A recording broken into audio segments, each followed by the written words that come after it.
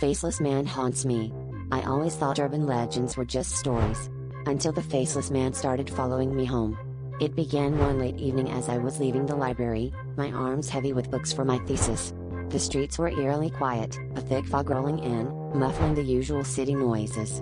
I remember reading about the faceless man in some old folklore, dismissing it as nonsense.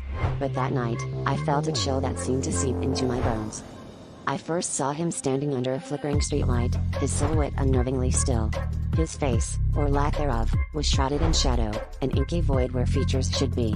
I quickened my pace, heart pounding, glancing back only to find him closer, though he never seemed to move. By the time I reached my apartment building, I was practically running, slamming the door behind me and double locking it. For days, I avoided going out, hoping it was just my imagination. But every night, as I peered through my window, he was there, standing across the street, waiting. My friends laughed it off when I told them, saying I was stressed, but the unease gnawed at me.